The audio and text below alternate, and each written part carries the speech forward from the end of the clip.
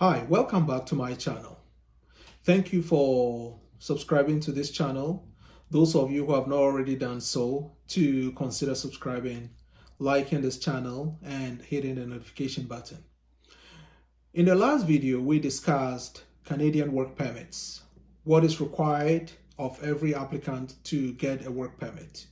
In this video, we're going to be looking at international students who are coming to Canada, what we call the study permits.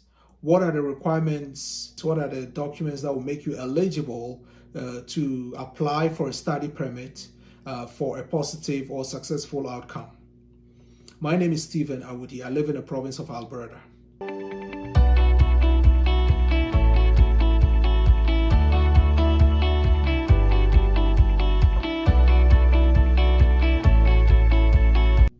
Now, this channel is made in order to educate people like you who are wanting to come to study in Canada. Now, a lot of people come to Canada to study from around the world. Canada is one of the destinations that students choose to come to study. Now, it is in every year there are tons and tons of applications that are submitted to Immigration, Refugees and Citizenship Canada. The question now is, how many of those applications are approved and how many of those are refused? The purpose of me talking to you today or you landing on this video is to find out what can you do in order to increase your chances of approval in order to come to Canada to study. There are so many opportunities here for you coming here as international students. So let's get right into it.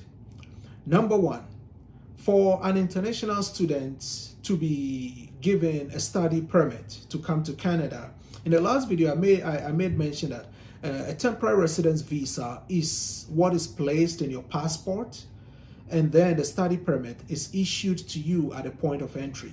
So when your study permit or study visa is approved, your passport is what is taken and then the visa is placed into it. That visa allows you to board a flight and to come to Canada to study. Now, when you arrive at the port of entry, then a study permit is given to you. So when the study permit is given to you, all the conditions of your study will be written on that permit. Now, for you or for anybody to be eligible to apply for a study permit, number one, you need to be enrolled into a college, a university, or a school. The school, let's just say you are coming for a college or a university. The university, by the laws of Canada, needs to be a designated learning institution. So if you are a student that you've been granted an admission or offer of acceptance to come and study in Canada, you will see that there is a DLI number on your offer of acceptance. So that means the school has the license to admit international students. So it is very crucial, very important that if you are hunting for the schools, if you are looking for the schools to come and study, you look for the schools that has the DLI designation or DLI number. Number two on the list is you would deal with the school first. If you meet all the requirements of the school, then the offer of admission is granted to you. Now the big challenge comes in.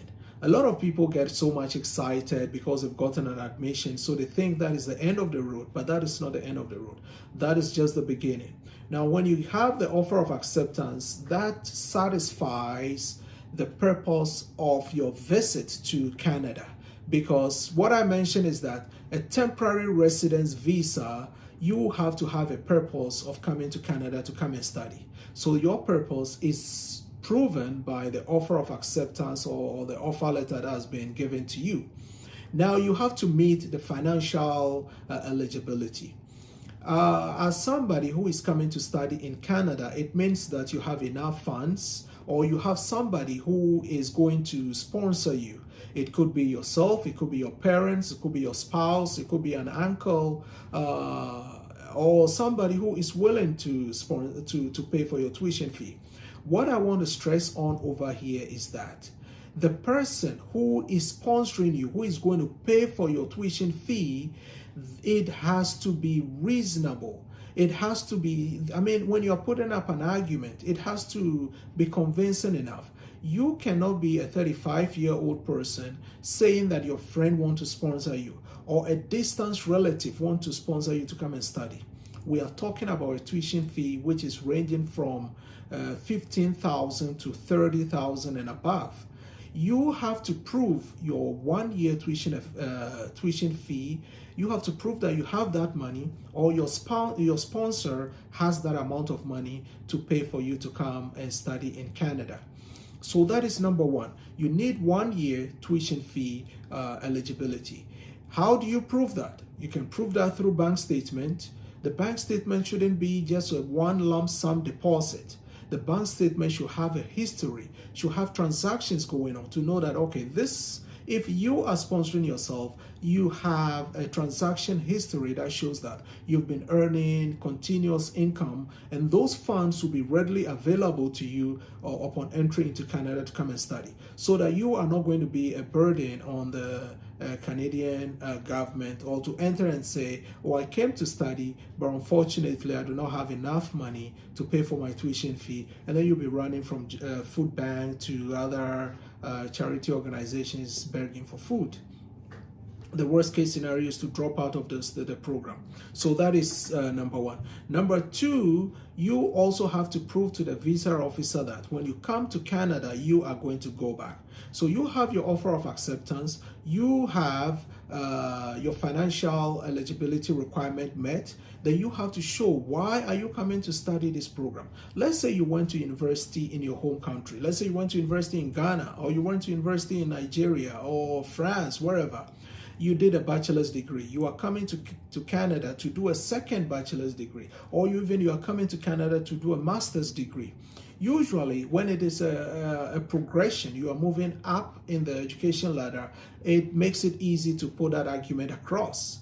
If, let's say, you've already have a master's degree, but you are coming to do an advanced diploma or a diploma program, you could see that that is going down the education ladder.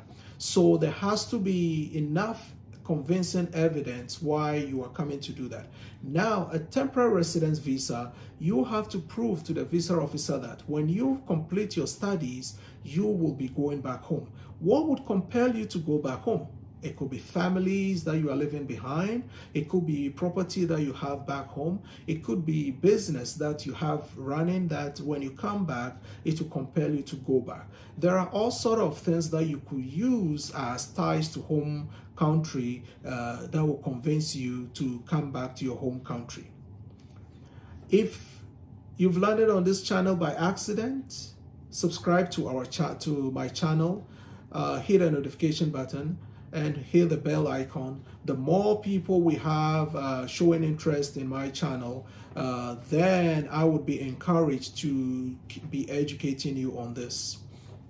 Now, going back to the requirements. Now, if you have your offer of acceptance, you have your financial eligibility met, you've been able to show that you have enough ties in home country that will compel you to come back. The next thing you would have to do is to do a study plan.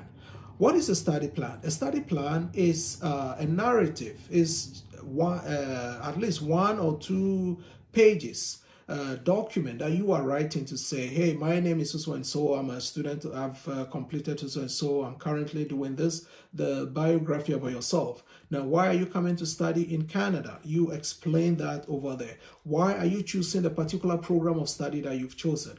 How will it contribute to your future plan? How will it contribute to your career advancement? How will it contribute to the plans and goals that you have in the future? You add that to the application.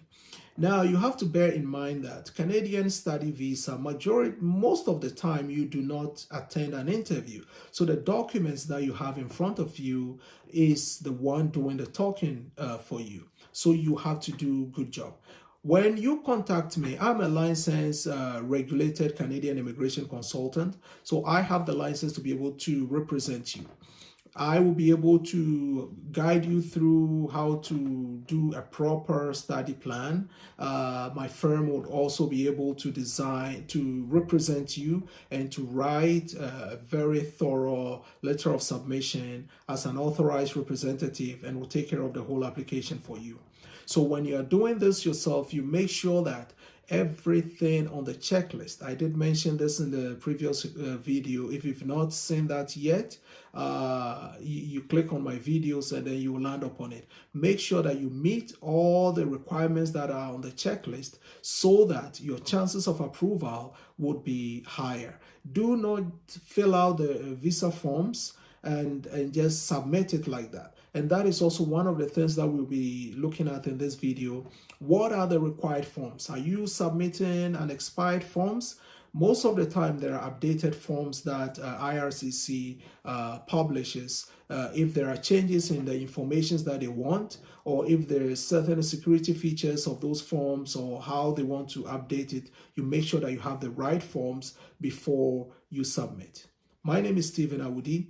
My immigration firm is DASK Immigration Services, DASK Immigration Services, and you can get in touch. In my next video, I am going to show you a refusal letter. And the refusal letter, the refusal note is a note that usually visa officers give out if they refuse an application.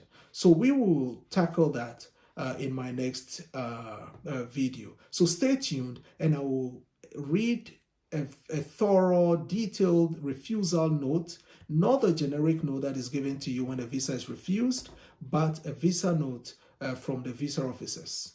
Thank you and hope to see you in my next video. Bye-bye.